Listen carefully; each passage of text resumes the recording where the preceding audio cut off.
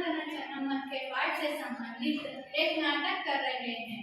मेरा नाम नफीसा है, मैं 9वीं कक्षा में पढ़ती हूँ। Karnataka public school Hitla. मैं तय करे का वादन निभा रही हूँ। मेरा नाम तनुश्री 9वीं कक्षा में पढ़ रही हूँ। मेरा स्कूल का नाम कर्नाटक पब्लिक स्कूल हितला। मेरा पात्र वीरन।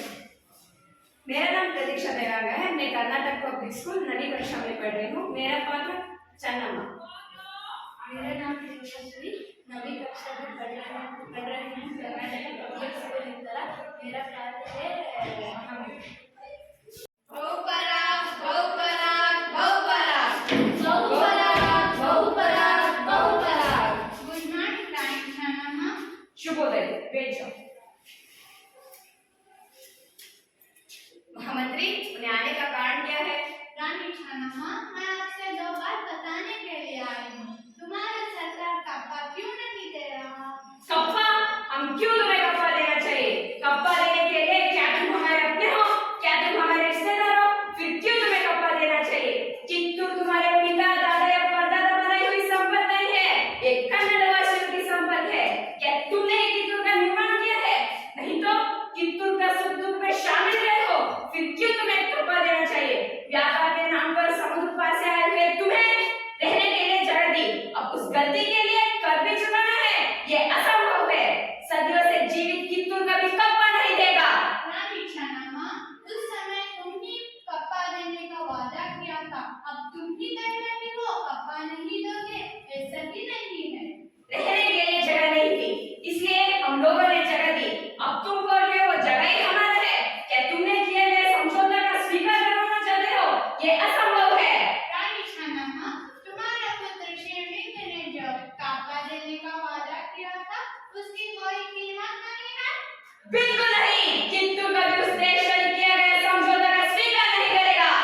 ओके, लेकिन उनके मरने के बाद तुमने जबरदस्ती कर दिया।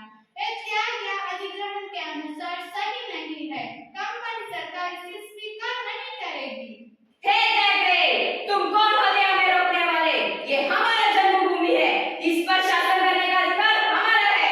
हमारा राज्य सिंहासन पर किसे बिठाना है वो हम तय करेंगे, तुम नहीं। रानी छानम्मा, तुम कंपनी सरकार के विरुद्ध जा रहे हो, ये गलत है, सावधानी रहिएगा।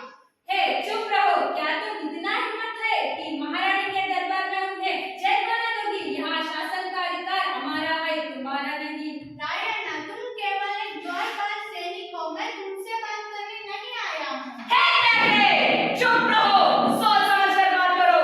हमारे राज्य में भेदभाव पैदा करने की तुम्हारी चाल, माँ और बच्चे के बीच फूट डालने की तुम्हारी साजिश, यही खत्म होनी चाहिए। रायण्णा केवल एक द्वारपालक नहीं, चित्तूर का पीढ़ी है। मेरा दशरथ पुत्र इस दरबार में बात करने का अधिकार रखता है, अधिकार समस्त प्रजा को भी है। यहाँ कोई भी मेरे दशरथ के लिए काम नहीं करता, देश के लिए काम करता है। ये तुम समझो तो तुम्हें भी नहीं और तुम्हारे कंपनी के लिए भी। रानी छानम्मा, उस समय किया गया समझौता के अनुसार चित्तूर पर हमें पूर्ण अधिकार है। हे, शासन करने का अधिकार तुम्हारा नहीं, चित्तूर कोई संपत्ति नहीं जिन्हें समुद्र पार से आए हुए व्यापारियों ने बनाए हो या विकसित किया हो। ये कन्नड़ वासियों की भूमि है, इस पर शासन करने का अधिकार हमारा है। रानी छानम्मा, तुम बिना कारण झगड़ा कर रहे हो, सिंहासन के ऊपर खेल खेल रहे हो। ये तुम्हारी चित्तूर के लिए प्राणहानि और अवमान जैसा जरूर होगा। समाज तुम जैसे कहे कुत्ता को क्या होगा? यहाँ बहादुर कन्नड़ वासियों की भूमि है, यहाँ डरने वालों जमाहा नहीं रही है। ऐसी वीर भूमि को डर दिखाने की कोशिश मत करो। तुम्हें जीने की इच्छा नहीं, मुझे बचाने की इच्छा नहीं है। शांत हो जाओ रैना, शांत हो जाओ, क्रोधित मत करो। जिस माँ ने जन्म दिया उसकी गर्दन कटाना क्या सही है? शांति रखो रायना, शांति रखो।